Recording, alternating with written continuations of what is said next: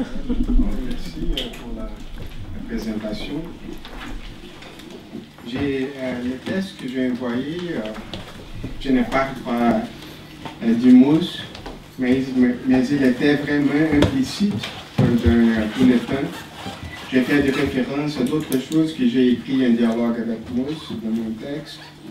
Et je voulais maintenant essayer de faire ressortir l'influence de Mousse sur ma réflexion dans ce texte-là.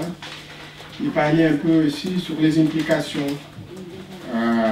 des idées de Mousse sur les problèmes que j'aborde ici. Premièrement, il y en a une erreur dans le titre de mon texte. Je vais regarder ici. Ici, ça dit conception d'égalité et des inégalités au Brésil. Le titre, c'est conception au pluriel d'égalité, sont plus de une, sont deux vraiment, et des inégalités au Brésil.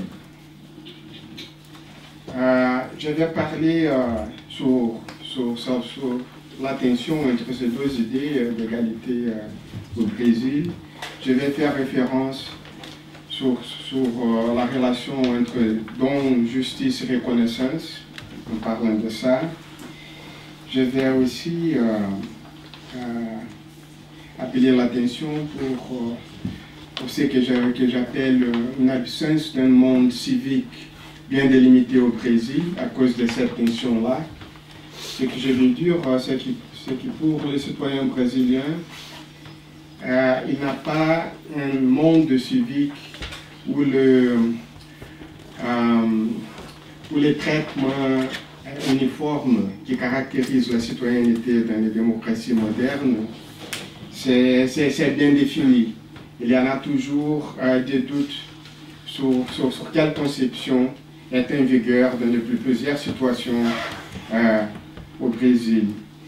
À la fin, je vais dire aussi qu'à cause de ça, les actions de l'État brésilien sont plusieurs fois aux citoyens brésiliens comme des attitudes, des décisions arbitraires, parce qu'il n'y en a pas une patron qu'on peut appeler et partager. Et je vais dire ici qu'au Brésil, on a à cause de ça une situation d'exclusion discursive. Et je m'inspire sur les idées de Mousse pour parler d'exclusion discursive. Pour commencer, je vais analyser 3 ou 4 points sur l'influence des mots sur mon travail. Premièrement, je crois que cette discussion entre droit et dignité dans l'essai sur le don, ça paraît beaucoup quand il parle de gages supplémentaires, il parle de Nexum, de Vadium. Je crois que toute cette discussion sur ça se rapporte à une très proche relation entre droit et dignité. Et ça aide beaucoup pour faire une articulation au respect du droit d'un côté et de la reconnaissance de la dignité du citoyen de l'autre. Un deuxième point, c'est que mon travail à base, c'est de développer surtout sur des analyses des conflits où la qualité des liens entre les parties, c'est plus important que l'objet immédiat du conflit. J'ai fait ça c'était comme ça dans mes recherches sur Small Claims Courts aux États-Unis, des petites créances là-bas. Aussi, dans mes recherches au Canada sur les conflits constitutionnels, sur l'avenir du Québec, et mes recherches dans les tribunaux brésiliens aussi. Ça a beaucoup de relations avec le travail de Godbout et de Caillé sur l'emphase sur les liens dans la relation entre les gens.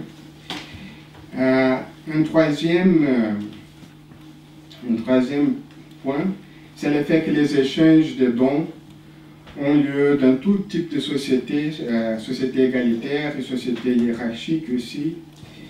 Et ces échanges dans le de droit permettent, à mon avis, une compréhension plus élargie des asymétries dans les sociétés démocratiques contemporaines.